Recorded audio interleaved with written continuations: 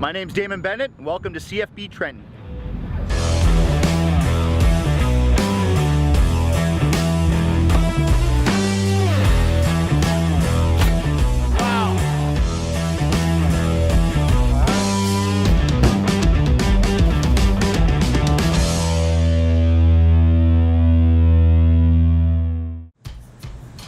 So today it's really simple. I want to salvage a little bit of stuff. I want to salvage the brass rail, definitely salvage that propeller, anything that I can actually preserve and keep for the next pub.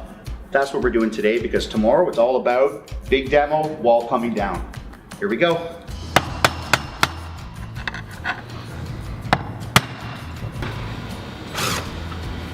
It's only about 50 years of beer on this. That's it, right? There we go. And it's begun. To me, this is like art. This is a piece of art they have lying around here. So this is what I want to keep. I want to implement maybe this in the next bar and give it a new life. This once flew a plane. Very cool.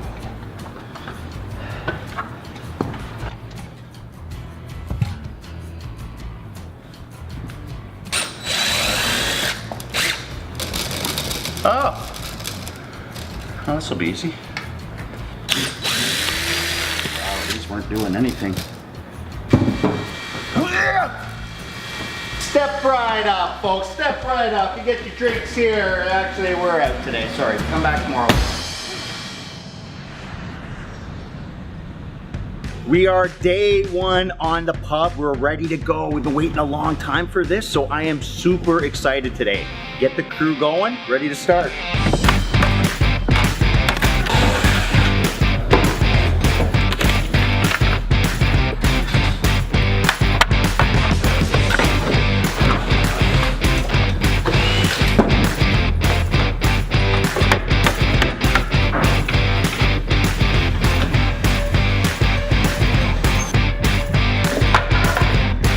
Now we got to remember that this pub has been in place for a really long time, and it served a lot of people.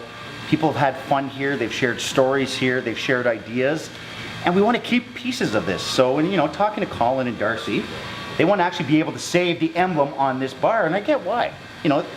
Preserving a piece of history out of anything we can here, even though this bar might be a little bit dated, it's still history of this base, and we want to be able to keep things like this. So I'm going to try and get this off.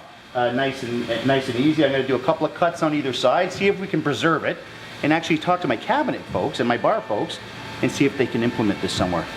See what we can do.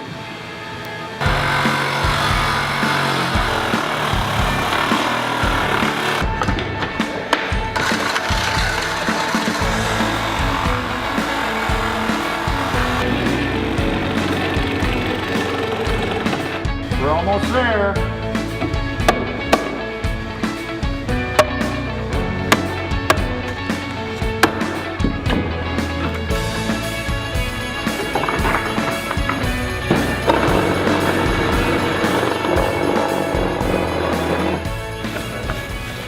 We salvaged it, bud. Yeah. You ready? Yep. Yes. Tight fit. There we go.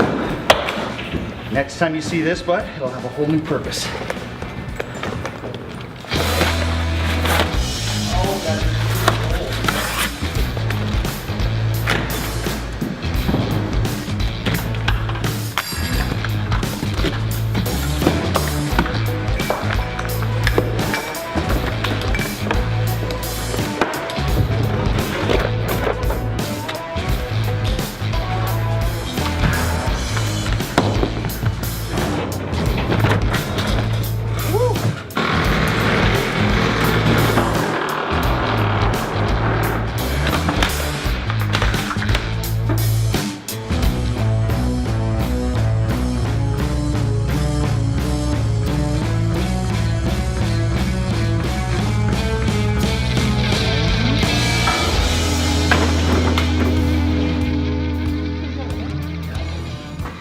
Now I got to be honest with you, demo is one of the most, it's one of the best learning tools that you could ever do. So a lot of people come in and they take out their frustrations in a demo, they just start swinging hammers and want to get it done as fast as possible.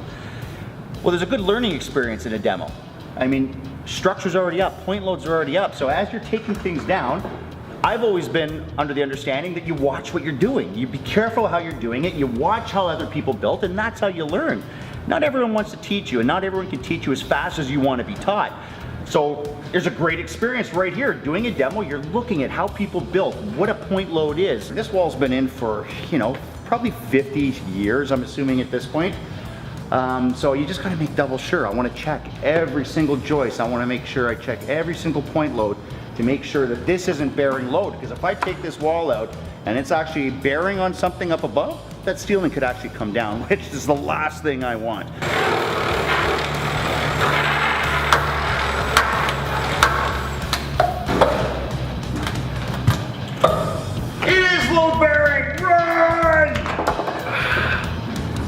Demo's how I take out all my aggression. That's why I'm so nice outside the job site. I'm like a lamb. Continue to do more demo. So the demo is done. We got the bulk of it done. We got the ceiling tiles down. We got the bar out of place, which was a big one. We also got the walls down where the bar was surrounded there. That's the big part. But my day's not done. I've actually got to go to the Air Museum now because we're going to work with the guys in the back a little bit to fix up some of the vintage planes. That I'm looking forward to.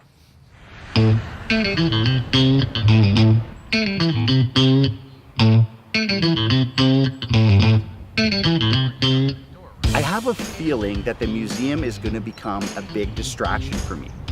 I love what they're doing in the back. I love the fact they're restoring planes, that it's all an older generation. And they want to teach me, which is the funnest part. They're moving the Hudson, which is the plane they've been working on for a few years. They're moving it out into the yard, and they're bringing in the Expediter that was built in the 40s in.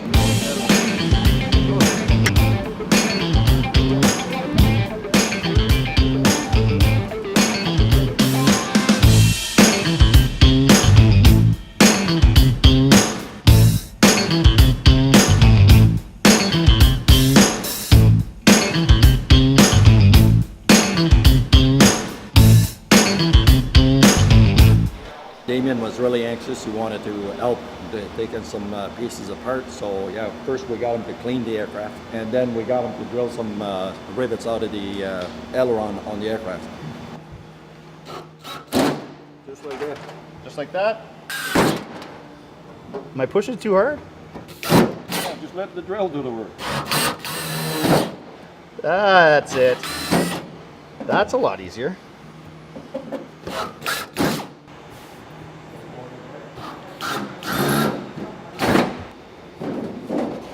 Oh, and that's it, eh? That's your body, that's your frame?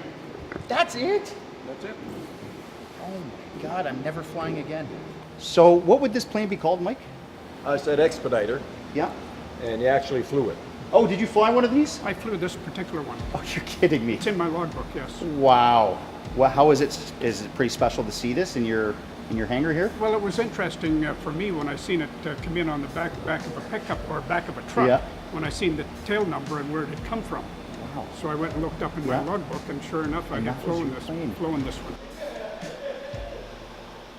I think people think of planes as going up in the air and they're like flying tanks, right? Yeah. This is not a flying tank. No. We're diving, Mike, we're diving! No? All right. All right.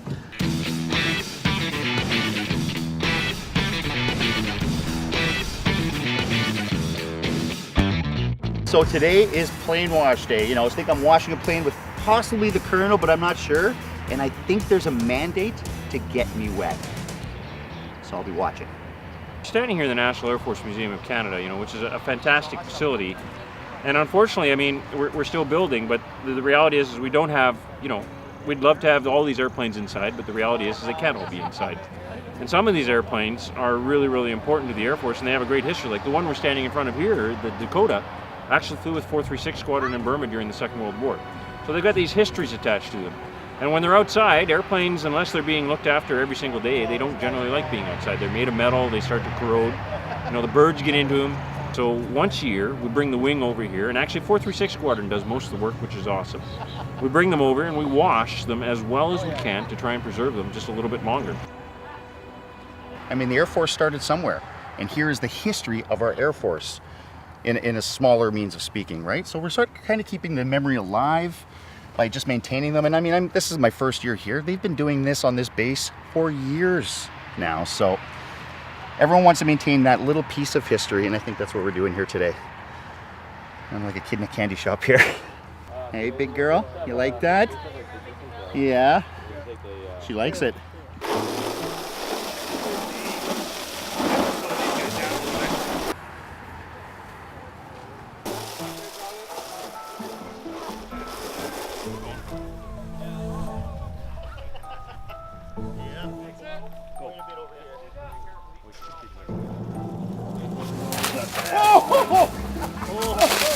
Oh, wrong plane! Whoa, wrong plane! Wrong plane, whoops! I should have watched my back. I knew Darcy was here. I knew it. And what can you do? Look at the size of them. You can't do anything. Yeah, you're not going to mess with it. No way, Jose. So I think you got all that, but I think you just missed a little spot right there. There's a little dry spot. Right about there. You got it. You got it.